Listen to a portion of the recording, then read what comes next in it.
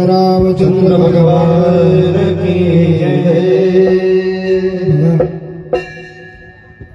आपली कथा कुठपर्यंत आली ती लक्षात आहे का कोणाच्या? चहा सोबत अंतर्भून घेतली, कोणालाच लक्षात नाही. महाराजांना कुठं कथा थांबवली, कुठून कथा चालू करत आहे. पण मला याच्यावर समजून येते की मी काही सांगितलं तर तुम्हाला काही समजणार नाही, असं नसते. लक्षात ठेवायचं. महाराज काय सांगत आहे? प्रभू रामचंद्र वनवासाकरिता निघाले. कोणते वस्त्र परिधान करून निघाली? इथून आपण कथा संपवली ना. असो, रामायणाकडे आपल्याला जायचं नाही. आपल्याला आता कसं आहे, लवकर लवकर नवरदेव जानुसार आणायला लागते. नवरीच्या बापाला जास्त गडबड झाली नाही पाहिजे. स्वयंपाकासाठी गडबड झाली नाही पाहिजे ना. नवरदेवा सांगा वरात येते किती, काय किती, कोणाला माहित. नाही तर नवरीचा बाप वाढूच लंबा होईल. म्हणून आता आपण नवरदेवाच्या बापाला फोन लावून देऊ. 2 तासानं बा तुम्ही बरोबर जानोशाला या. काकड शिवणीमध्ये विठ्ठल मंदिरामध्ये जानोसा घेऊ. देवबुडीच्या मातेच्या मंदिरामध्ये गेलो. नवरदेवाला सांगून देऊ, फोन लावून देऊ. तोपर्यंत आपल्याला थोडी थोडी तयारी करायला टाइम लागेल ना. सजावट आहे. अंगण तर कोणच आणलं नाही, मला कोणाच पैसे दिसत नाही. फक्त एक गाडी दिसू राहिली बघा त्यासमोर. महाराजासाठी पैसे आणली का तर काय माहित. पाटील आणलं का तर काय माहित. पाटील साहेबांना असं ज्यावेळेस प्रभू रामचंद्र, माता सीता, लक्ष्मण दादा अयोध्येमधून निघाले ना, तर आपल्या शरीरावरती जे परिधान केलेलं वस्त्र होतं, राजवस्त्र, ते काढून टाकलं. संन्यासी वस्त्र नेसलं, वल्कली नेसली आणि निघून गेले. विचार केला होता का की दुसऱ्या दिवशी 14 वर्षाचा वनवास भोगावा लागेल म्हणून? आपल्याला तर परमात्म्याला 14 वर्षाचा वनवास झाला. आपल्याला आयुष्याचा वनवास आहे, जीवनाचा वनवास आहे. माणसाचं जीवन हे वनवासामध्ये चाललंय. म्हणतात ना लोक, काय वनवासा मारुती. आपलं जीवन वनवासात चाललं. 14 वर्ष कशी काढली प्रभू रामचंद्राने, ती प्रभू रामचंद्राला माहिती. आपल्याकडून 14 दिवस राहणं होत नाही, पण प्रभू रामचंद्राने जंगलामध्ये, अरण्यामध्ये 14 वर्ष काढली. 14 दिवस कुठं, 14 महिने कुठं, आणि 14 वर्ष कुठं? विचार करा. महाराज राजा दशरथांचं एवढं प्रेम होतं प्रभू रामचंद्रावरती. प्रभू रामचंद्र करता राम राम करता करता दशरथजीने आपला प्राण सोडून दिला. एवढं नितांत प्रेम प्रभू रामचंद्रावर होतं.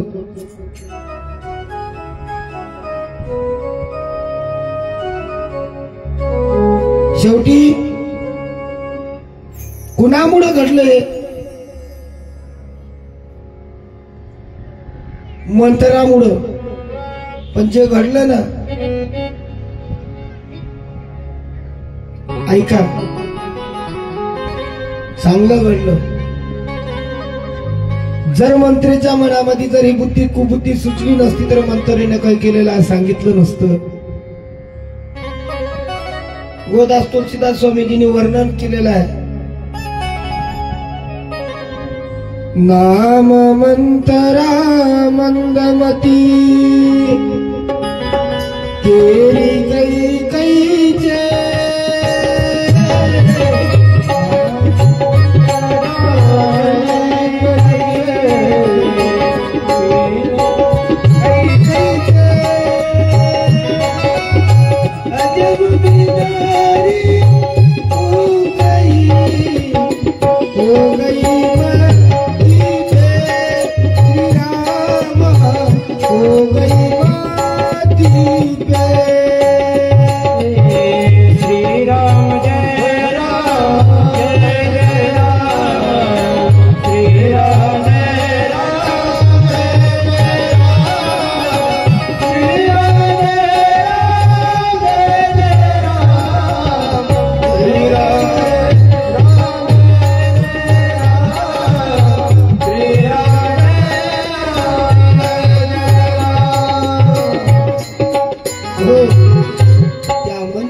मंत्रीच्या मनामध्ये ती बुद्धी सुचली आणि गेले कैकेयीला सांगितलं, म्हणे कैकेयी, अगं जर रामाचा जर राज्याभिषेक झाला आणि राम जर राज्य गादीवर बसला तर तुझ्या भरताला काय भेटेल? जा म्हणे, तुझ्याकडे काही वर शिल्लक आहे दशरथाला माग म्हणे. याच्यामुळे हे एवढं घडलं. प्रभू रामचंद्रांना 14 वर्षाचा वनवास आणि तोच नारदाने दिलेला आश्रम या राम अवतारामध्ये प्रभूचंद्राला स्त्री विरह सहन करावा लागला. महापती महादेव की जय. का बरं?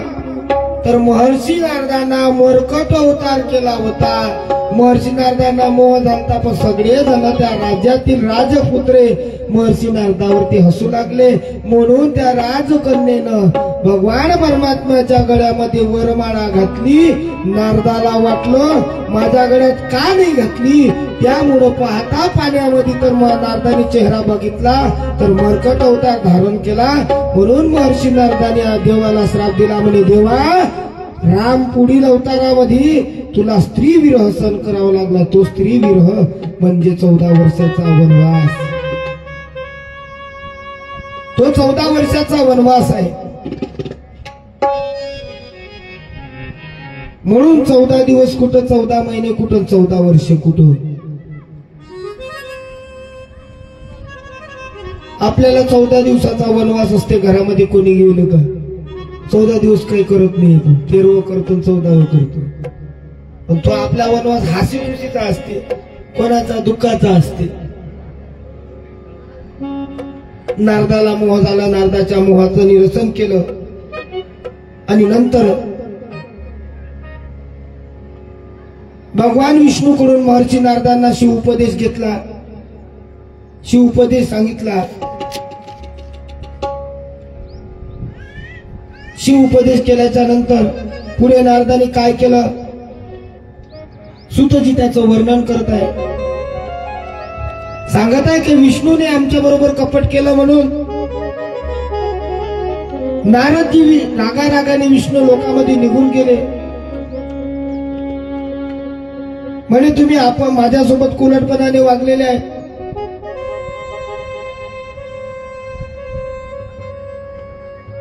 आणि सांगितलं. तो वृत्तांत संपला आणि नारद आता त्या ठिकाणून पवित्र अशा तीर्थक्षेत्री भ्रमण करू लागले.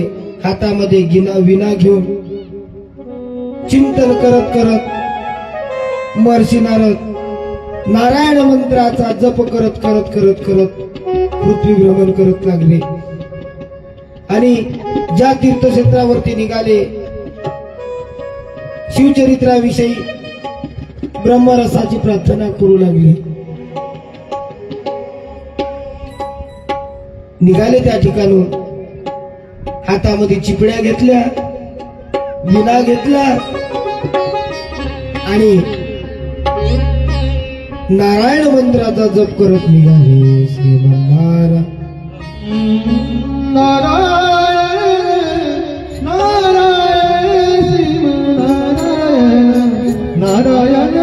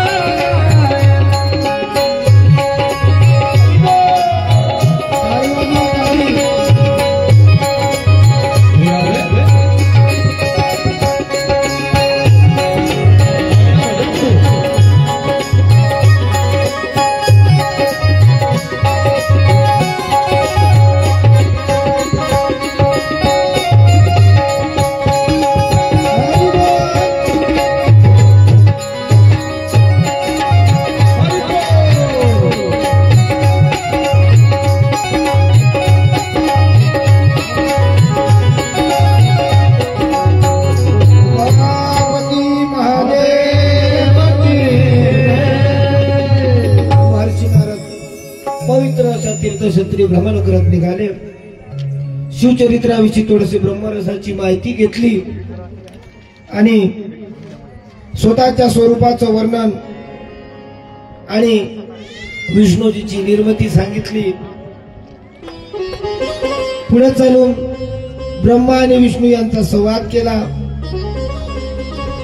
त्याच्या पुढे गेले आणि भगवान ब्रह्मा आणि विष्णू यांनी शिवजीचं दिव्य असं दर्शन घेतलं. ब्रह्मदेव जेव्हा नारदाला म्हणाले, म्हणे नारदा,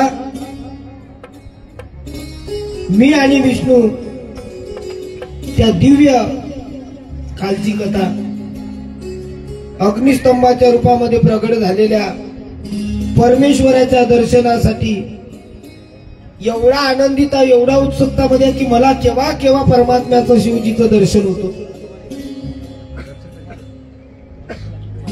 त्यावेळेस काय झालं, त्या अग्निस्तंभामधून अर्थात ते ज्योतिर्मय दिव्य लिंगामधून त्यामधून ओंकार असा शब्द रूपनाद प्रकट झाला.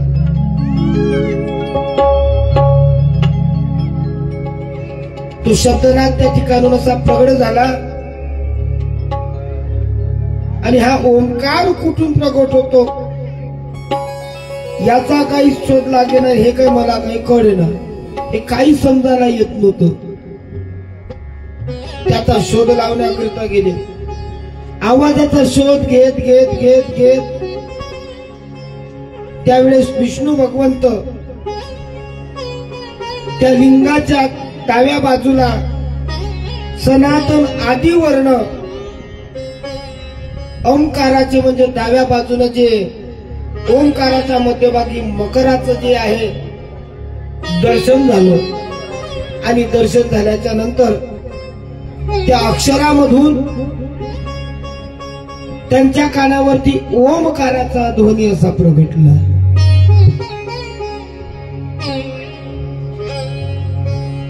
ओंकारामध्ये हा अकार हा सूर्य समान आहे आणि ओंकार हा मात्र अग्नी समान आहे. त्या ठिकाणी ब्रह्मजीना आणि विष्णूजीना भगवान महादेवाने असं दिव्य दर्शन दिलं. कारण ओमकार, ओम हा उच्चार असा आहे, ओंकार प्रधान रूप गणेशाचे, तेही तिन्ही देवाचे जन्मस्थान. अकार तो ब्रह्म, ओंकार प्रधान रूप गणेशाचे, ओंकार प्रधान रूप गणेशाचे, ओंकार प्रधान रूप गणेशाचे, ओंकार प्रधान रूप गणेशाचे.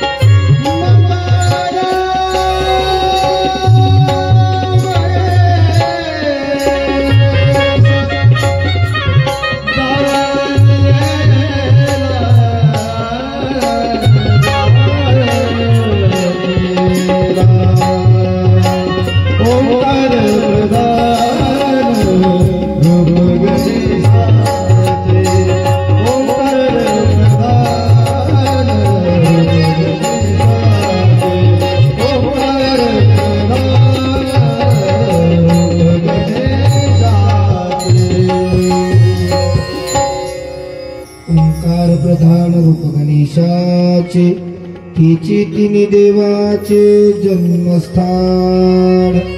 असा हा ओंकार आहे. शोध घेत गेले आणि महादेवाने ब्रह्मांना आणि विष्णूंना दिव्य दर्शन दिलं.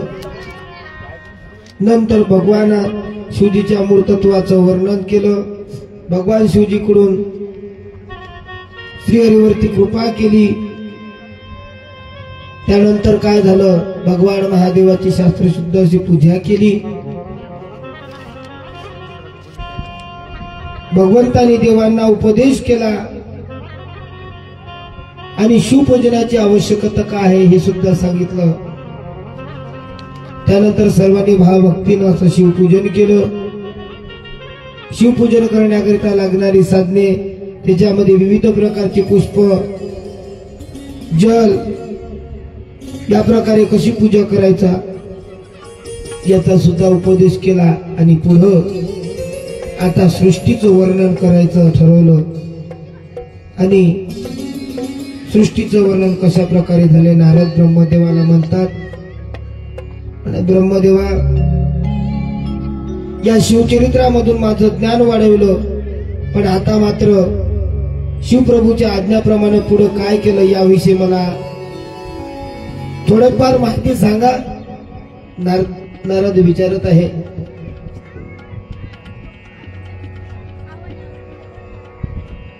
आणि नारदाला सांगण्याकरिता सुरुवात केली. विष्णूजी म्हणाले, म्हणे नारदा, अरे हे सर्व काही भगवान महादेवाच्या इच्छेने आहे. मी आपल्या सर्व इच्छा पूर्ण करू शकतो, पण तुमची काय इच्छा आहे हे तरी मला तुम्ही सांगा. कारण ही सर्व माया भगवान महादेवाची आहे. कारण झाडाची पाने आले ज्याची सत्ता, त्याच्या सत्तेनं काहीच होणार नाही. मला सांगा तुमची इच्छा काय आहे. जर मी पूर्ण करू शकेल तर काही हरकत नाही.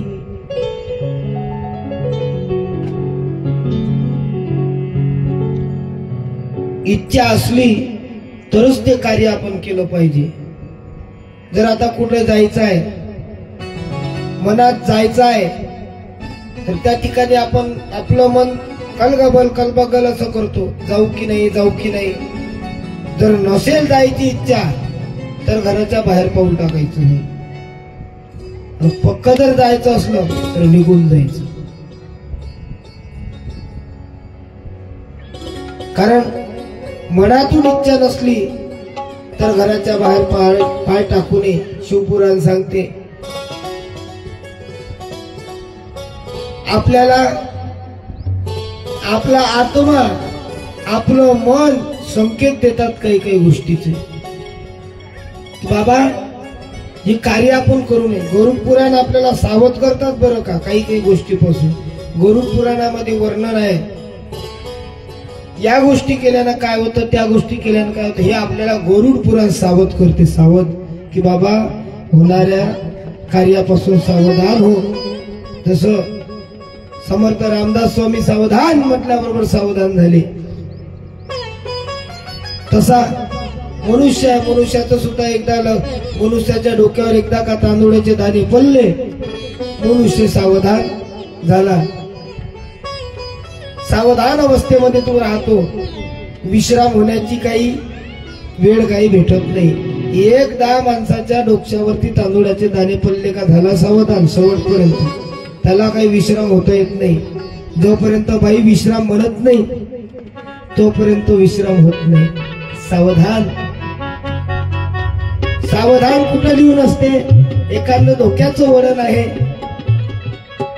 त्या वळणावरती सावधान, पुढे धोक्याचं वळण आहे, त्याच्यावर क्रॉस मुंडीचं चित्र असते, सावधान लिहिलं असते.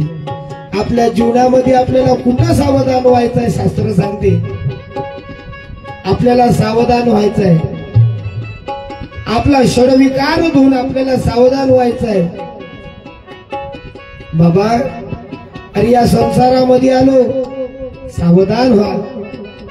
आता जर सावधान झालो नाही तर पुढे आपल्याला सावधान होणार. सावधान याच्याकरिता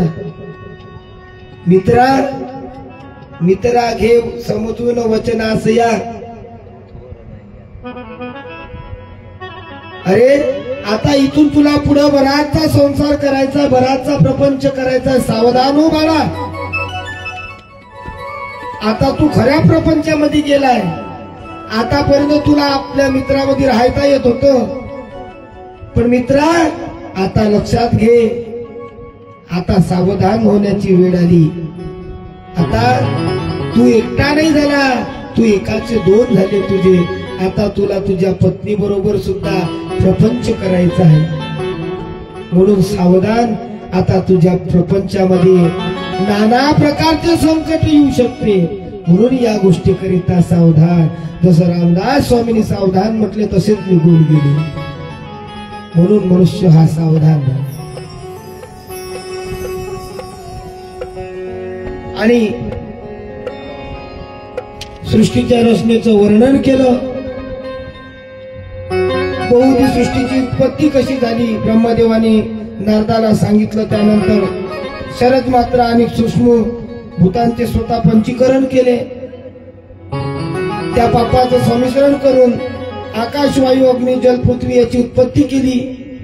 नंतर पृथ्वीवर पर्वत, सागर, अनेक प्रकारचे वृक्ष निर्माण केली. मी उत्पत्ती आणि विनाशील अनेक पदार्थ निर्माण केले आणि सदाशिवाचं ध्यान केलं. भगवान महादेवाचं ध्यान केलं. असं ध्यान केलं की त्या ध्यानामध्ये मी रमून गेलो. एवढं परमात्म्याचं ध्यान केलं. ध्यान करून तपश्चर्या करणाऱ्या पुरुषांना निर्माण केलं.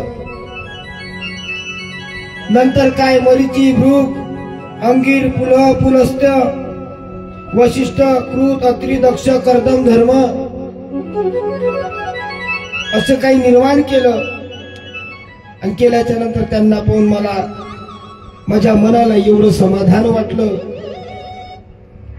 नंतर मनाने मानव रूप धारण केलं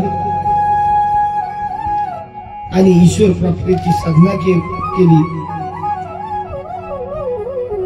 अशा प्रकारे नारदा बहुविध सृष्टीची उत्पत्ती केली. सुतजी शौनकादिकांना सांगत असताना ब्रह्मदेव सुद्धा नारदांना सांगत आहे. अशा प्रकारे सृष्टीची उत्पत्ती केली बरं का म्हणे नारदा. या सृष्टीमध्ये 2 पायाचे जनावर आहे, 4 पायाचे जनावर आहे. पण जेवढे 4 पायाचे जनावर समजूतदार आहे तेवढे 2 पायाचे नाही म्हणे नारदा.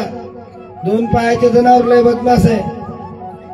एकदा हॉर्न वाजवला का 4 पायाचं साईडला होईल म्हणे, पण 2 पायाचं होणार नाही. महाराजांना काल सांगितलं म्हणे ह्या भल्ली मोठी पाल कोंबडी खाते म्हणे, आणि तेवढी भल्ली मोठी कोंबडी माणूस खाते म्हणे. मग आता सांगा, पाल एवढी विषारी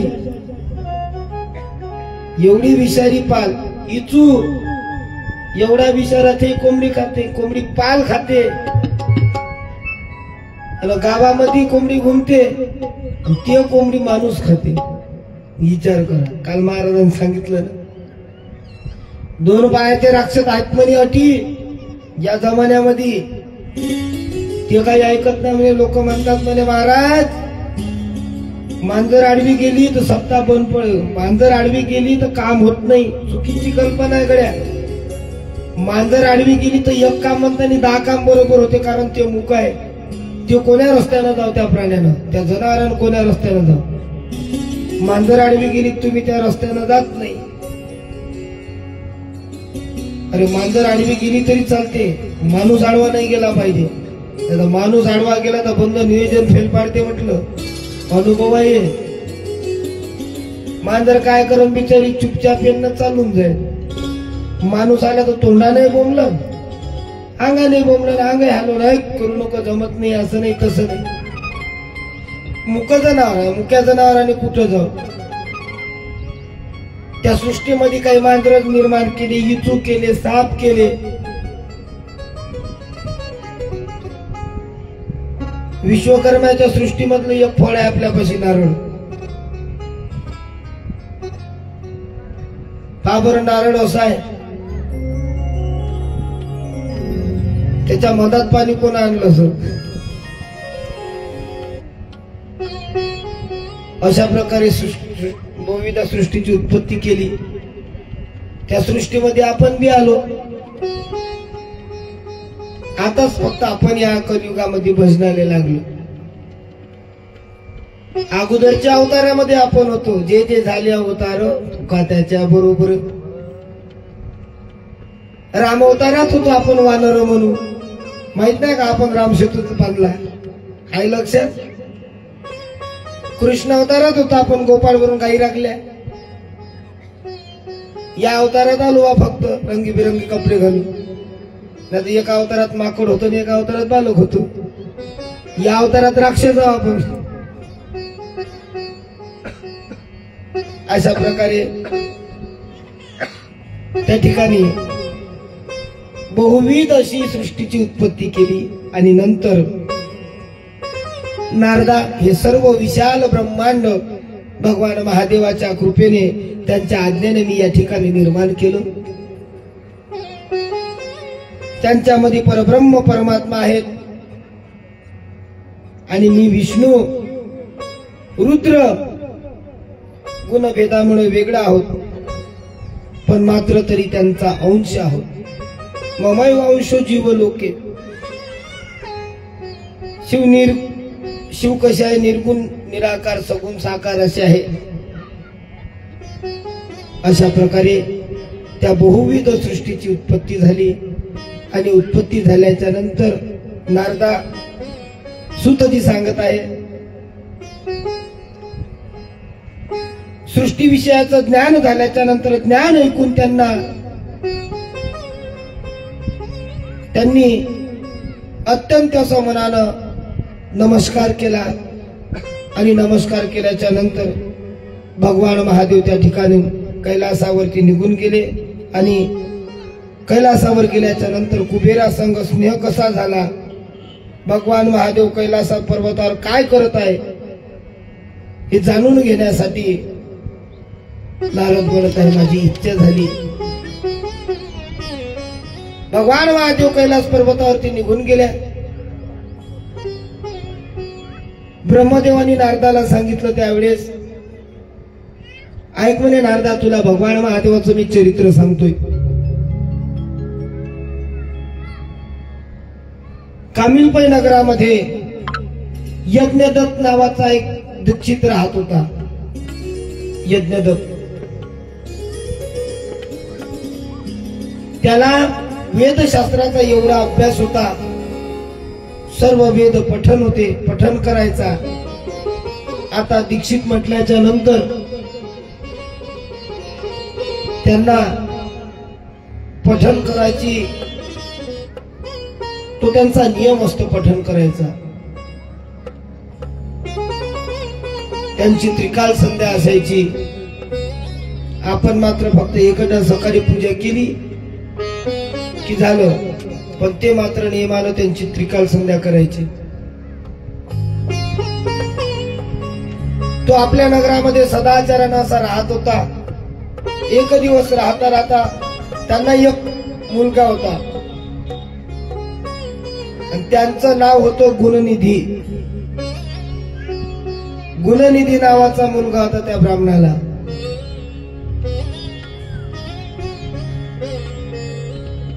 मुलाची 8व्या वर्षाला मूंज झाली. मूंज समजते, मूंज मूंज आपल्या याच्यात नाही करत, ब्राह्मणामध्ये करते. आनंदीला पहा तुम्ही, या तुम्हाला दिसतेच.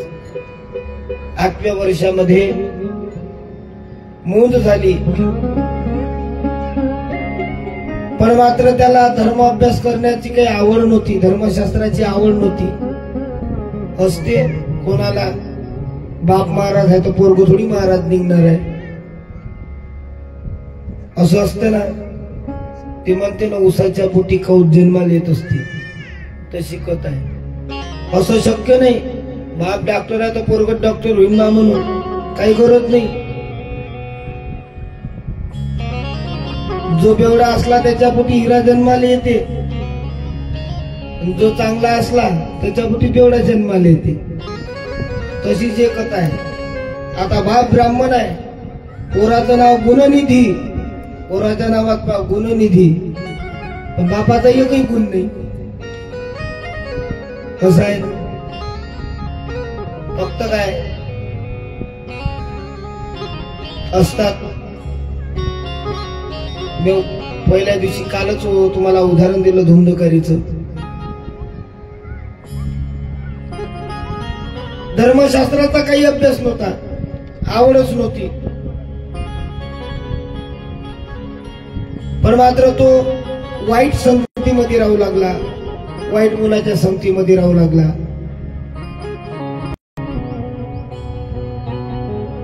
अरे संगत अशाची करायची की त्यांना आपल्या जीवनाचं कल्याण होईल.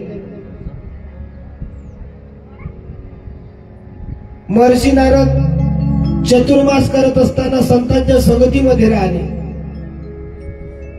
म्हणून आज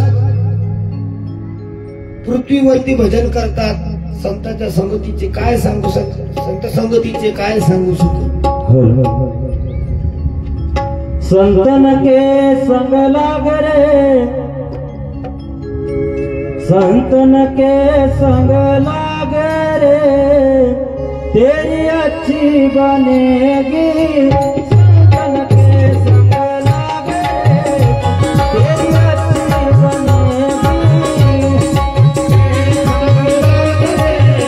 तेरी अच्छी बनेगी. संतन के संग लाग रे, तेरी अच्छी बनेगी. संतन के संग लाग रे, तेरी अच्छी बनेगी. संतन के संग लाग रे,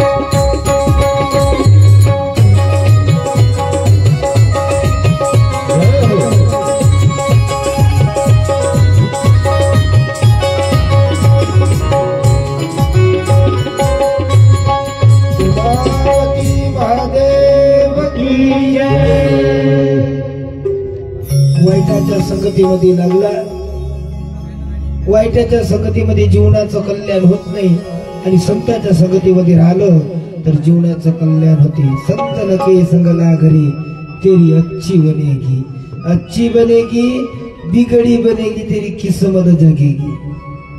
म्हणून हा गुणनिधी वाईट मुलासंग राहून वाईट कृत्य करू लागला. वाईट मुलाच्या संगतीमध्ये राहून जुगार खेळायला लागला, मदिरा प्यायला लागला. एवढंच नाही, आपल्या देवाची सुद्धा निंदा करू लागला, साधू संतांची सुद्धा निंदा करू लागला.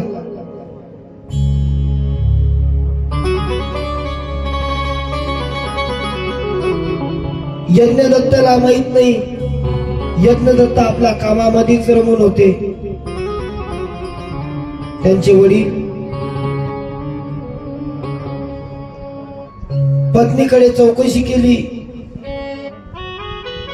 विचारलं गुणनिधीचं वागणं कसं आहे.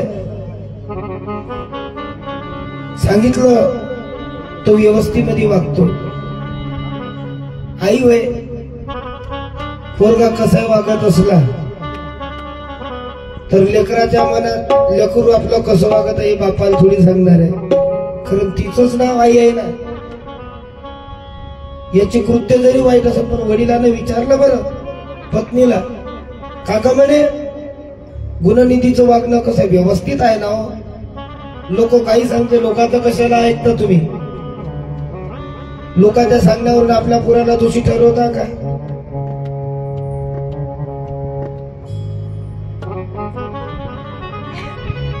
असं सांगितल्याबद्दल यज्ञदत्ताला आता काही बाकीचा दुराचार काही माहित नव्हता, काय प्रसंग घडला हा काही माहित नव्हता. थोडा मोठा झाला गुणनिधी.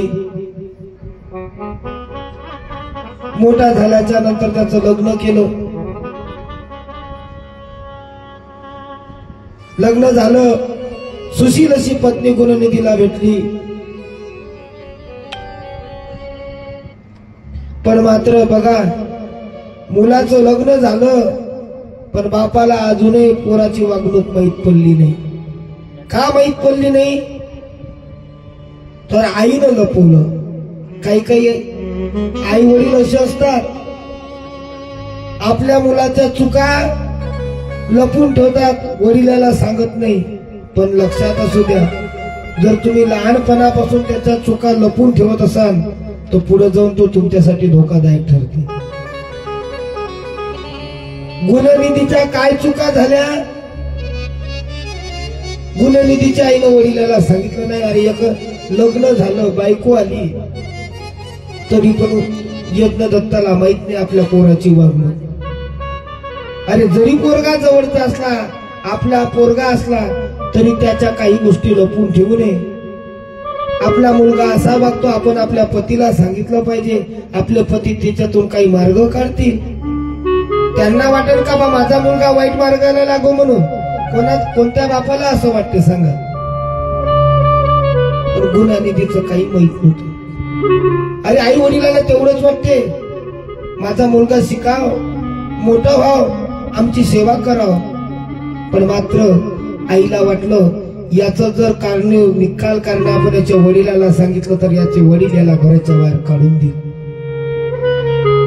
म्हणून गुणनिधीच्या आईनं सांगितलं नाही, लपून ठेवलं. तिचं नाव आई आहे.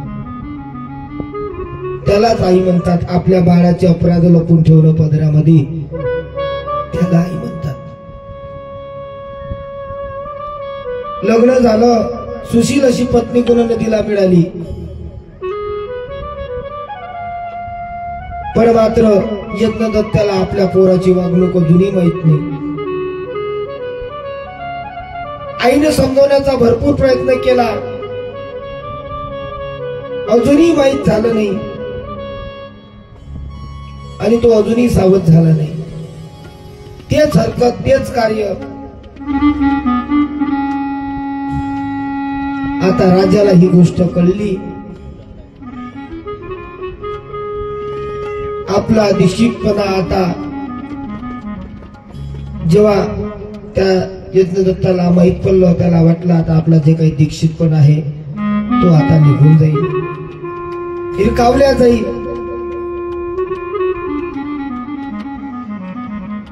विचार पडला, ही जर पद आपल्या हातातून गेलं, ही दीक्षितपणा आपल्या हातातून गेलं तर कोणी म्हटलं, वा महाराज तुमचा मुलगा असा वागतो, तुम्ही काय लोकांना सांगता, काय कराव.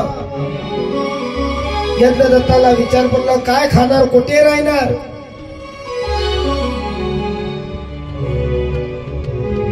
झालेल्या गोष्टी विसरून सदाचार बन असं त्याची आई त्याला रोज सांगायची. मुला, अरे विसरून जा या गोष्टी, आता तरी सदाचारी बन, चांगल्याची संगत कर. रोज त्याची आई त्याला सांगायची, पण मात्र गुणनिधी काही ऐकायचं नाही. काही काही बोर बेश्रम असते, किती सांगितलं तरी ऐकत नाही.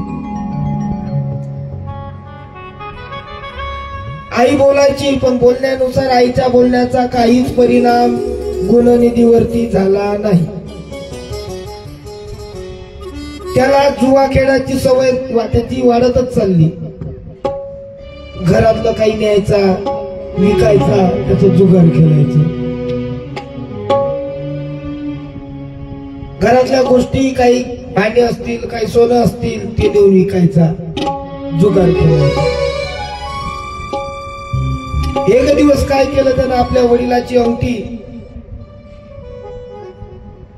चोरली आणि ती अंगठी जुगारामध्ये लावून दिली.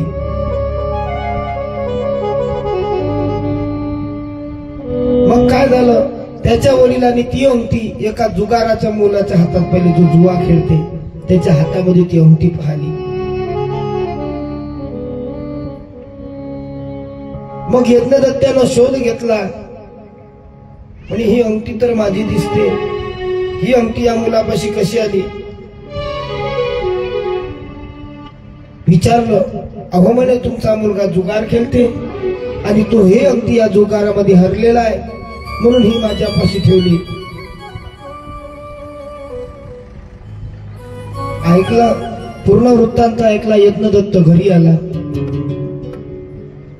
आणि घरी आल्याच्या नंतर आपल्या पत्नीला विचारलं, म्हणे इकडे ये, सांग म्हणे माझ्या हिऱ्याची अंगठी कुठं आहे. पत्नी म्हणते, अहो बघा असेल कुठेतरी ठेवलेली, कोणी तुमची हिऱ्याची अंगठी,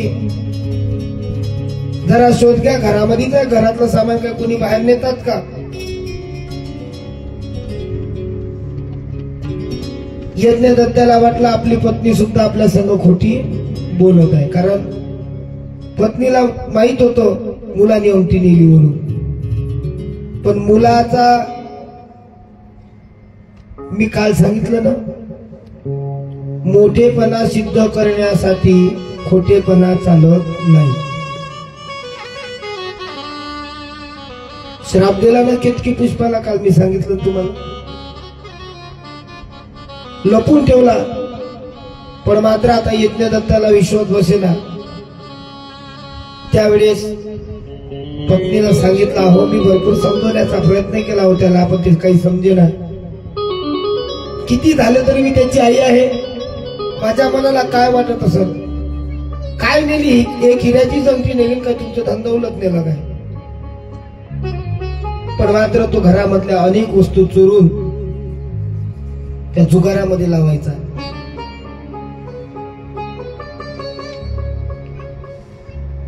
यज्ञदत्ताने दुसऱ्या मुलीबरोबर विवाह केला. पुन्हा ब्रह्मदेव सांगत आहे, अरे नारदा, अरे हे सर्व गुणनिधीला कळावं म्हणून याच्याकरिता वडिलांनी दुसरा विवाह केला. त्यामुळे तो आता घरी आला आणि घरी आल्याच्या नंतर तो घाबरू लागला. बरं,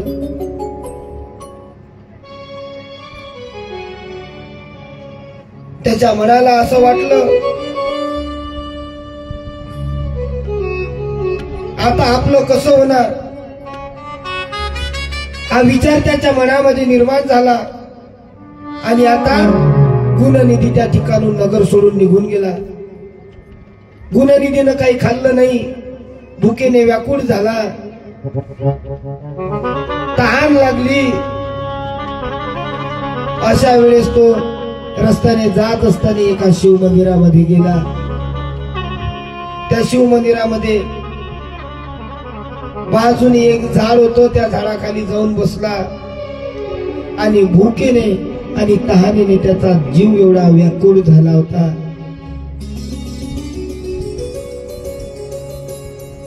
त्याने मनामध्ये विचार केला की आता आपण सदाचारी बनायचं.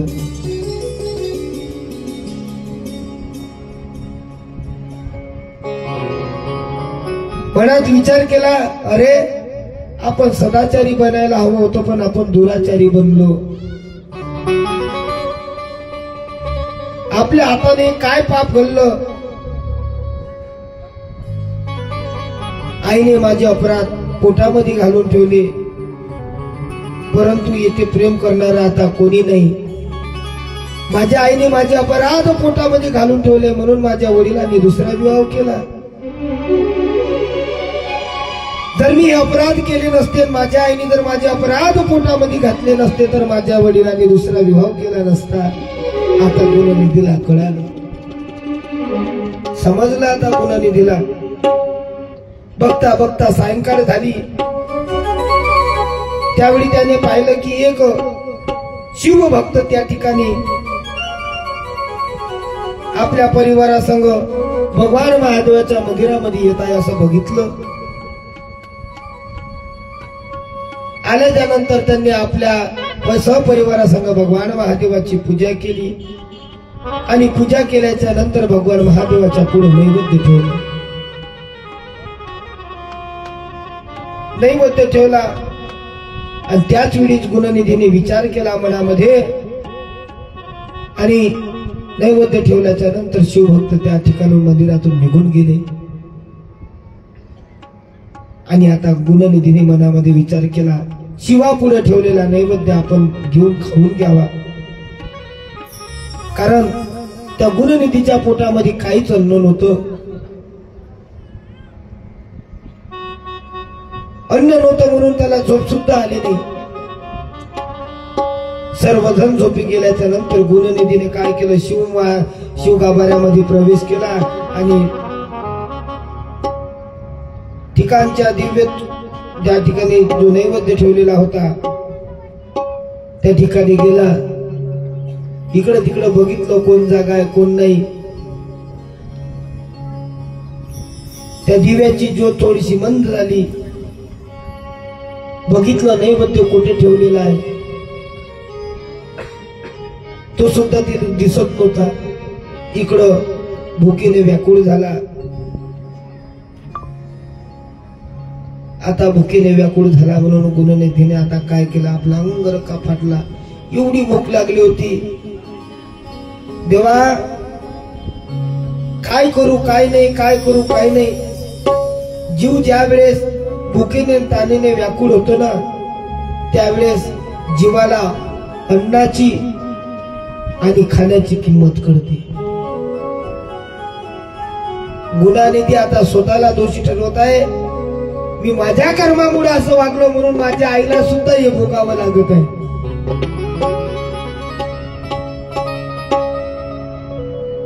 आणि त्या दिव्याचा प्रकाश जिकडं तिकडं पसरला आणि नैवेद्य घेतल्याच्या नंतर गुणनिधीने तो नैवेद्य घेतला आणि बाहेर आला. बाहेर आल्याच्या नंतर काय घडलं, झोपलेला एका माणसाला त्याची चाहूल लागली. त्या बाजूला एक माणूस झोपलेला तर त्याला वाटलं त्याला गुणनिधी दिसला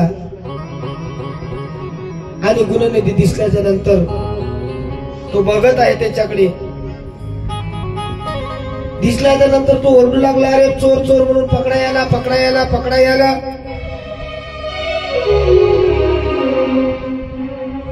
पकडा पकडा म्हणता म्हणता त्या ठिकाणी झोपलेली इतर माणसं सुद्धा त्या ठिकाणची जागी झाली. ते सुद्धा जागे झाले. त्यांनी गुणनिधीला पकडलं, गुणनिधीला मारहाण केली. तो आंधळा झाला आणि आंधळा झाला त्यामुळे त्याला तो नैवेद्य सुद्धा भक्षण करता नाही आला. आता गुणनिधी मृतप्राय झाला होता. त्या ठिकाणी यमदूत आले आणि त्यांनी त्याचं पाप सांगितलं. पाप सांगितल्याच्या नंतर आई वडील कोणाचे त्याचं ऐकलं नाही, सर्वांना त्रास दिला, खोटे बोलला. आता तो त्याला नरक यातना भोगावा लागणार यमदूताला सांगू लागला. त्याच वेळी त्या ठिकाणी शिवदत्त आले. शिवदूत आल्याच्या नंतर गुणनिधी पापी असला तरी याने अत्यंत आदरभावाने शंकराची पूजा पाहिली. पूजा केली नाही पण पूजा पाहिली. जे शिव भक्त पूजा करत होती ही पूजा त्यांनी डोळ्याला पाहिली. असो, पुढे चालून त्यांना शंकराकडून कुबेरांना वरदान झालं आणि शिवजीची केलेली थोडीशी आराधना देखील वाया जात नाही असं या कथेतून आपल्याला समजते. गुणनिधीच्या कथेमधून बोध म्हणजे असा घ्यायचा की गुणनिधीने फक्त डोळ्यानं पाहिलेली पूजा केली नव्हती, पण डोळ्यानं मनातून पाहिली की पूजा कशी करते. यमदूतापासून त्याला शिवलोकामध्ये नेलं. पुढे चालून शंकराकडून कुबेरांना वरदान देण्यात आलं. भगवान शंकराचे कैलासावरती आगमन झाले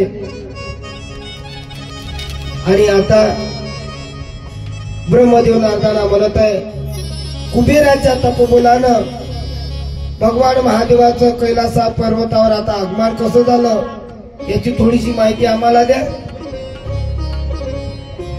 ब्रह्मदेवाच्या ललाटापासून झालेला आणि सृष्टीपासून संहार करणारा रुद्र हा माझाच स्वरूप आहे असं म्हणून त्याच्याच रूपकाने गृहकाचं निवासस्थान असलेल्या कैलासावर जाणे आणि कुबेराचा मित्र होऊन त्याने तपश्चर्या करावी.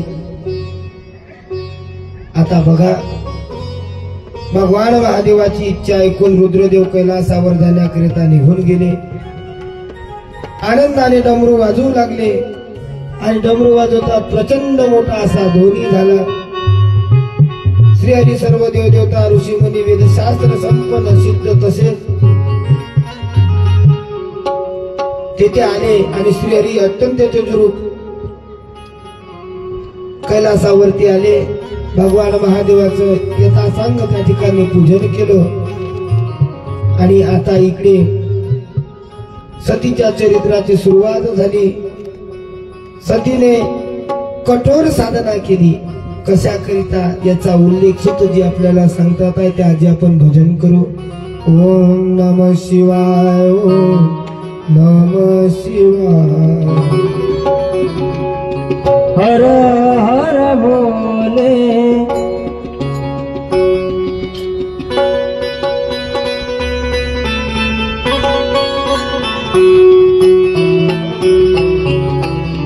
नमः शिवाय, नमः शिवाय, ओम नमः शिवाय, हर हर भोले.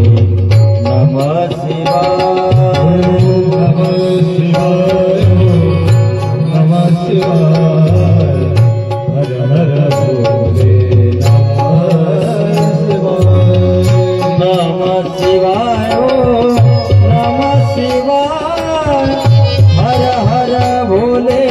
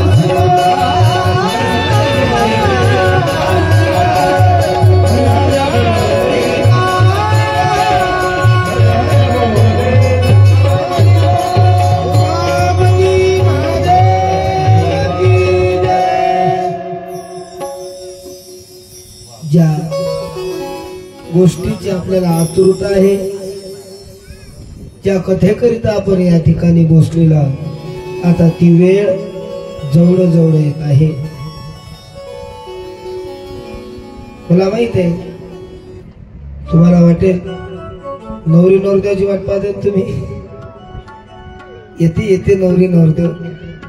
आता जमतेम कारंजापर्यंत पोहोचली आहे नवरदेवाची गाडी. अर्ध्या तासामध्ये आपल्या मांडवामध्ये नवरदेव बुवा ठेवलेला आहे, त्याचं काही टेन्शन घेऊ नका.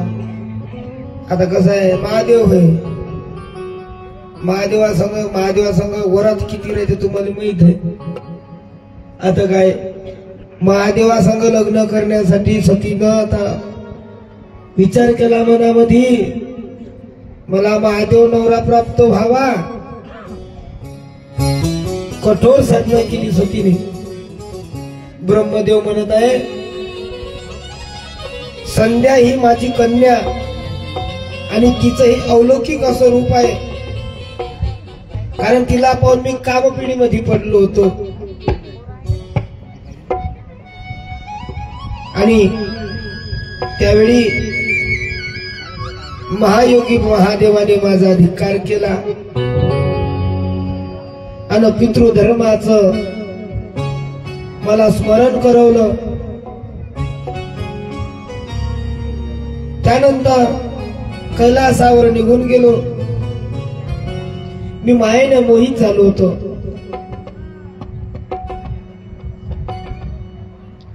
त्याबद्दल त्यांच्या मनामध्ये माझा वैरभाव निर्माण झाला. मी शक्तीची आराधना केली. महादेवांना मोहित करण्यासाठी दक्षापासून सतीची निर्मिती केली.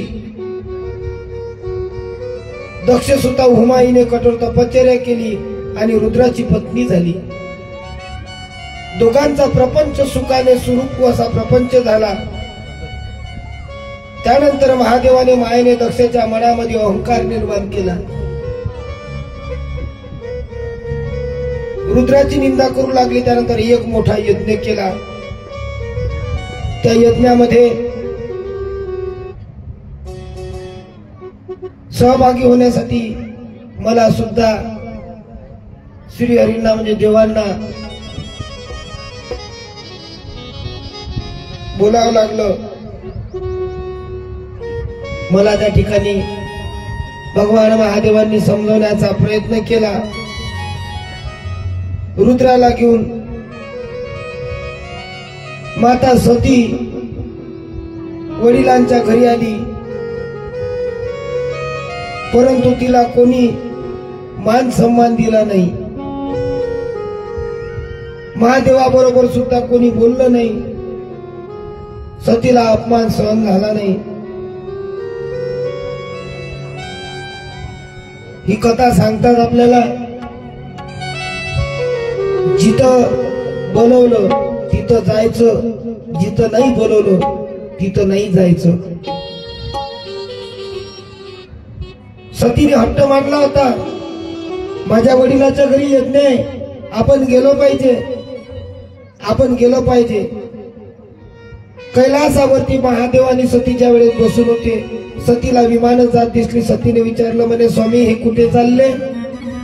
महादेवाने सांगितले, म्हणे सती हे तुझ्या वडिलाच्या घरी दक्ष राजाच्या घरी मोठा यज्ञ ठरवलेला त्या ठिकाणी चालले. मग आपण का जाऊ नये? अगं नाही सती, आपल्याला आमंत्रण नाही तिथलं, आपण जाऊ नये बरं का. सतीनं हट्ट धरला. सती म्हणे नाही मला जायचंय, माझ्या वडिलाचं घरचं आहे, नाही बोलवलं असेल तरी जायचंय. सती महादेवाला म्हणते मला जायचंय, तुम्ही पण माझ्या संग चला. महादेवाने सांगितलं, म्हणे मी काही येत नाही, सासऱ्याचं माझ्या काही पटत नाही, मी काही येत नाही म्हणे. निघाली सती. निघाली म्हणजे केली सतीनं तयारी. आपली बॅग भरली, बॅगीत 10-12 साड्या टाकल्या, मेकअपचं सामान टाकलं आणि प्लॅटफॉर्मवर आली. आता तिथं कुठं प्लॅटफॉर्म होतं. आणि महादेव म्हणे नको जाऊ सती, नको जाऊ. आखरी सती काही ऐकली नाही. आता समजा बाईले जाऊ दिलो नाही गावली, तर बाई दिवसभर घरामध्ये भांडे आपटते. काऊन नाही जाऊ दिलो, काऊन नाही जाऊ दिलो. आणि माहेर म्हटल्याच्या नंतर बाईला मोठी उत्सुकता होते, माय मी मायच्या गावली जाईन, मायच्या गावली.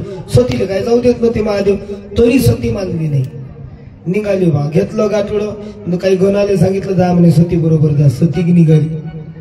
कुठं?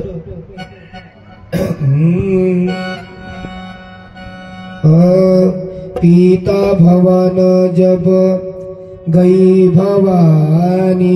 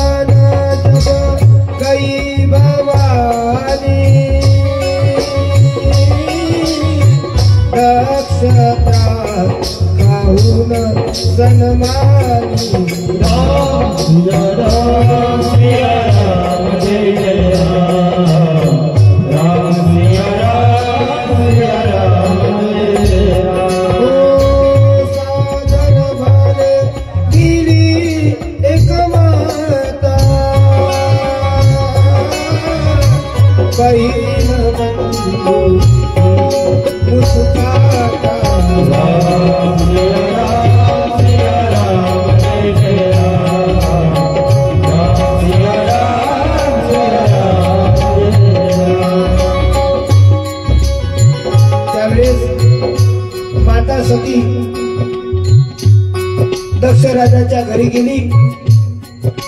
आणि दक्ष राजाच्या घरी गेल्याच्या नंतर बघताच त्या ठिकाणी सर्व ऋषी देवदेवता आलेले आहे. यज्ञ कुंडापाशी गेले आईसाहेब, पण मात्र महादेवाचं त्या ठिकाणी आसन आईसाहेबाला दिसलं नाही. आईसाहेबाला क्रोध आला.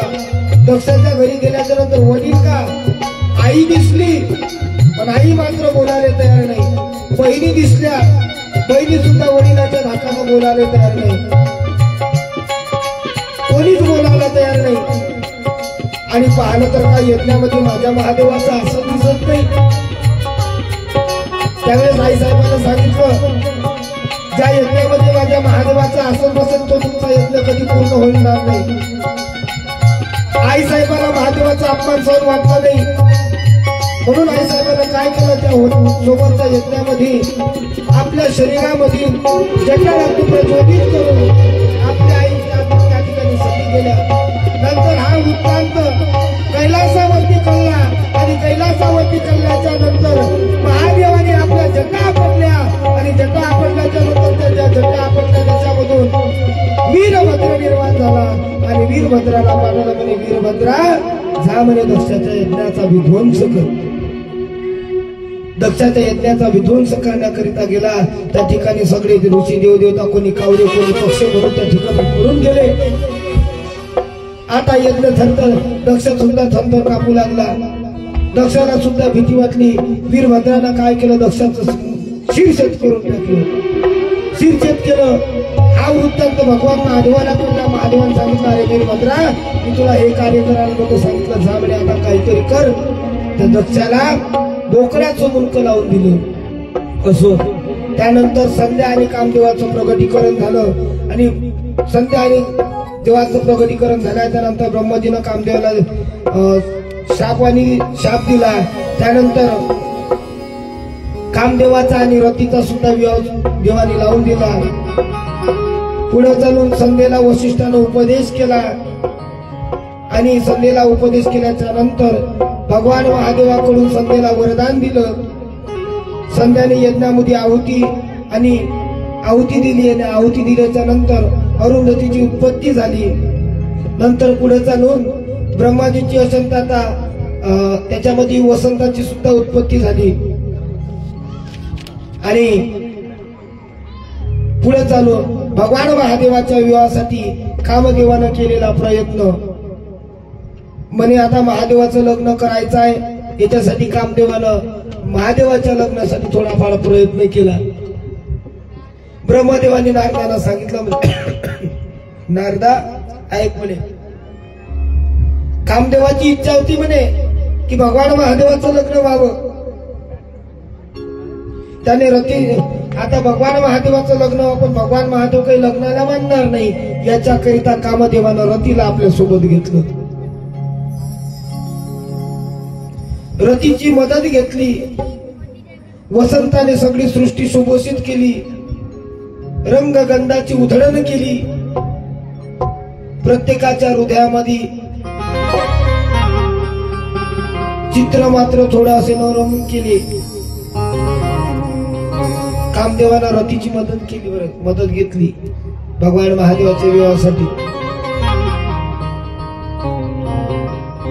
ब्रह्मदेव नारदाला सांगत आहे बघ म्हणे नारदा मग काय झालं. नारद माझ्याकडे पुन्हा परत आले म्हणे. महादेवाला विचित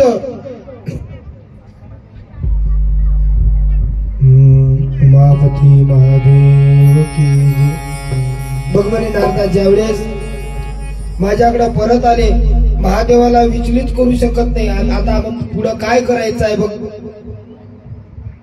काहीतरी थोडाफार आपण प्रयत्न केला पाहिजे म्हणे. महादेवाला लग्नाकरिता कसं राजू करायचं आहे. महादेव आता लग्नाला राजी होणार नाही. काहीतरी विचार करा या गोष्टीवरती. काहीतरी आपल्या मनामध्ये आलं पाहिजे जेणेकरून भगवान महादेव या लग्नाकरिता राजी झाले पाहिजे. बरं म्हणे ठीक आहे काही हरकत नाही. ज्यावेळेस भगवान महादेव समाधी लावून बसले होते त्याच वेळी त्यांच्या अवती भोवती त्या ठिकाणी वसंत ऋतू असा फुललेला होता. ब्रह्मदेव नारदाला सांगत आहे मी 5 बाण संसाधन केलं पण त्याचा सुद्धा काही उपयोग झाला नाही. सर्व जीव त्या ठिकाणचे मोहित झाले पण मात्र भगवान महादेव झाले नाही. त्याच्यामधले काही गण असे होते ते सुद्धा मोहित झाले.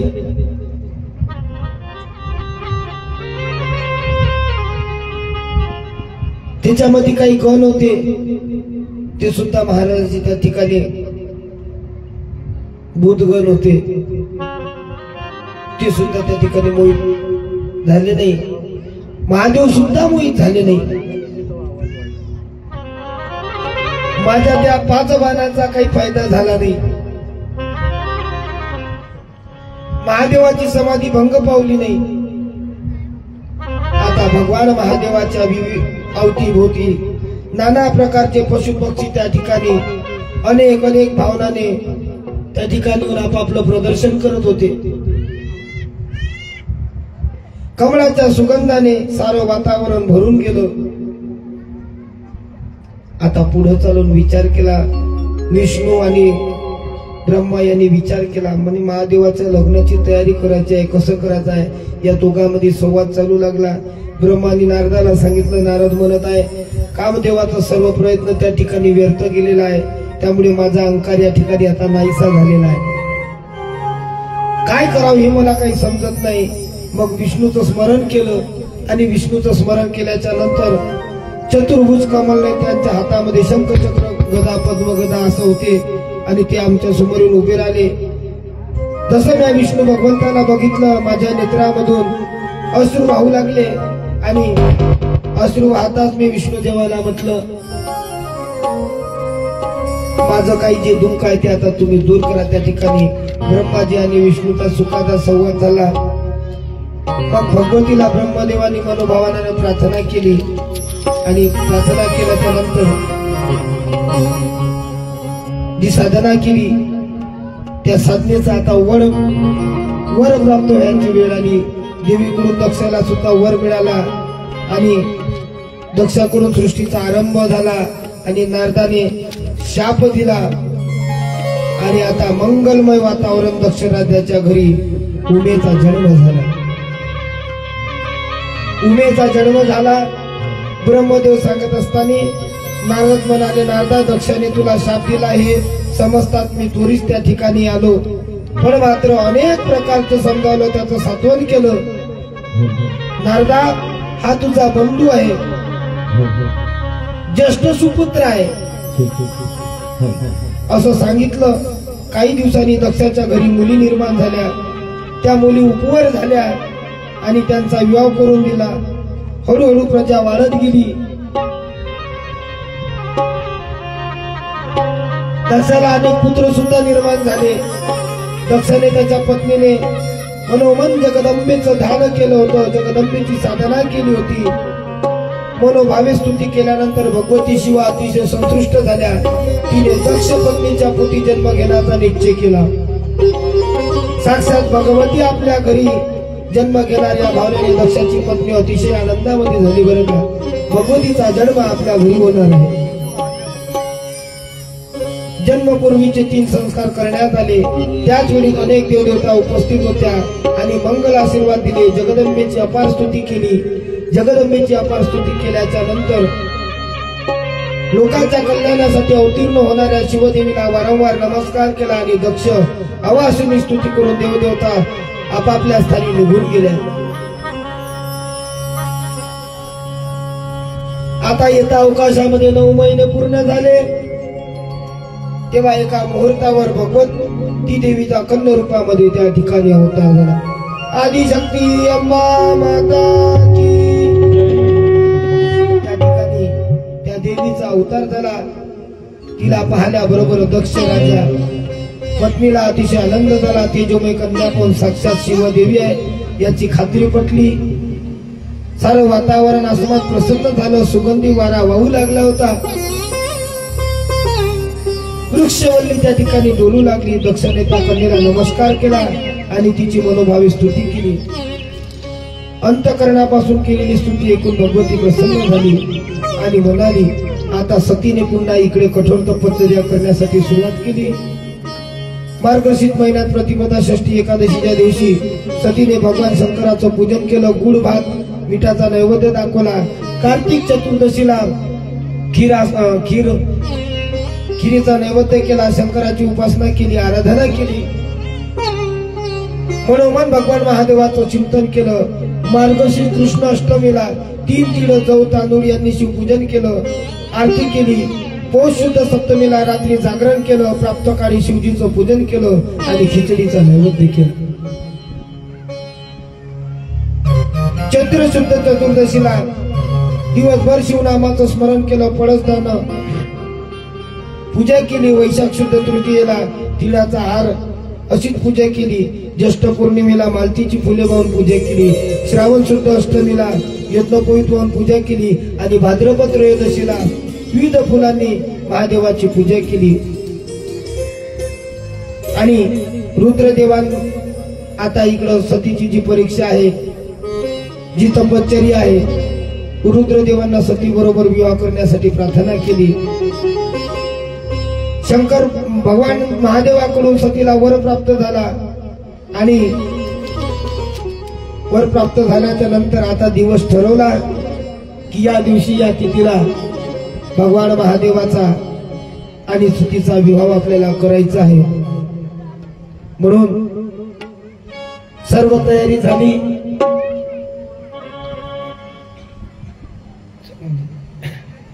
सर्व तयारी झाली, निश्चित केलं. आता म्हणे लग्नाची तयारी आपल्याला करायची आहे. सुंदर प्रकारे त्या ठिकाणी मंडपाचं काम केलं. विश्वकर्म्याने मंडप सजवला, सुंदर असा मंडप टाकला आणि त्या मंडपामध्ये आता म्हणे विचार केला. नवरदेवाला हळद लावली. आता दुसऱ्या दिवशी नवरदेवाची वरात काढायची. नवरदेव कसा होता? इकडं मैना राणीला वाटलं माझ्या जवळ लय चांगला असं, पाहायला सुंदर असत, पण वास्तविक जवळ कसा होता हे काही मैना राणीला माहित नव्हतं. सगळे देव देवता त्या ठिकाणी कैलास पर्वतावरती आले. महादेवाला व्याघ्रांबर परिधान करून दिलं. महादेवाला सांगितलं, हो बाबा जरासं पावडर लावा. हेच तर आपलं पावडर आहे म्हणे. सुंदर तयारी करून दिली महादेवाची. फाउंडेशन वगैरे लावून दिलं महादेवाला. आयलायनर लावलं महादेवाला. सगळ्या देवतांनी एक एक देव कामोकामी लागले. महादेवाला काही पडले ना. महादेवाने आखणी केलं काय? जे त्याला आवडत होतं ते महादेवाने केलं. व्याघ्रांबर धारण केलं. गळ्यामध्ये मुंडमाळा, वासुकी सर्प, अंगाला भस्म, गंगेमध्ये जटेमध्ये चंद्रमा बसवले. बा महादेव बैलावर नंद्यावर बसवले. काय महादेवाचे वरात? आजच्या लग्नामध्ये एवढे वराती होते, तेवढे वराती महादेवाच्या लग्नामध्ये आले. महादेवाच्या लग्नाची वरात कशी आहे माहित आहे का? भूते वेताळनाथी, भूते वेताळनाथी, भूते